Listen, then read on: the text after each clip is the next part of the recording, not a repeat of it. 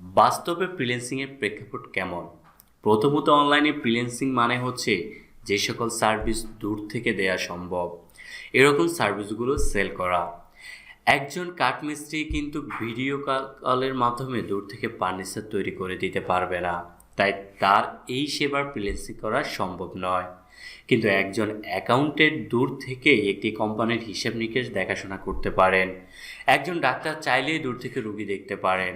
Already telemedicine বর্তমানে বেশি জনপ্রিয়। বাংলাদেশে যারা ফ্রিল্যান্সিং করেছেন তারা মূলত graphic design, web design, digital marketing, software development, animation সহ আরও অনেক সেক্টরে কাজ করছেন। বিদেশিরা এই সকল কাজ অনলাইনের মাধ্যমে আমাদের দিয়ে করাচ্ছে, কারণ তাদের দেশে এই কাজগুলোর মূল্য অনেক বেশি।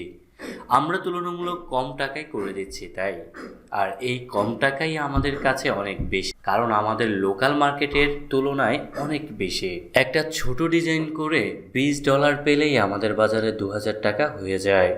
যেই ডিজাইন দেশের কোনো প্রতিষ্ঠানের জন্য করলে হয়তো 200 থেকে 500 টাকা পাওয়া যেত। Graphic design, web design, digital marketing এই সেবাগুলো অনলাইনে দেওয়ার জন্য ভাবে কাজ জানায় কিন্তু যথেষ্ট নয়, বরঞ্চ এক্সপার্ট হতে হয়। মাসের পর মাস, বছরের পর বছর শিখে যেতে হয়, যেন ক্লায়েন্ট যেভাবে চায় ঠিক সেইভাবেই ডেলিভারি দেওয়া যায়। ক্লায়েন্টের চাহিদা মতো কাজ করে দিতে না পারলে আছে নেগেটিভ রিভিউ এর ভয়, আর প্রথম দিকেই নেগেটিভ রিভিউ হয়ে উঠতে পারে বিশাল বাধা। দীর্ঘদিন কাজ করতে করতে যাদের ক্লায়েন্ট অনেক বেশি, তারা চাইলেই কাজের রেট বাড়িয়ে দিতে পারে। তাদের প্রোফাইল ভারী হওয়ার কারণে ক্লায়েন্টরাও বেশি টাকা দিয়ে কাজ করিয়ে নেয় তাদের কাছ থেকে।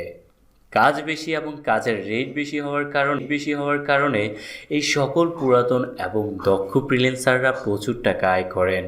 তারা মাসে লক্ষ লক্ষ টাকা আয় করেন। এটা যেমন সত্য, তেমনি এটাই কঠিন সত্য যে নতুন কেউ সেই অবস্থানে যেতে হলে লম্বা সময় ধরে কঠোর পরিশ্রম, ধৈর্য দরকার, পাশাপাশি দরকার মেধা এবং ভাগ্য সহায়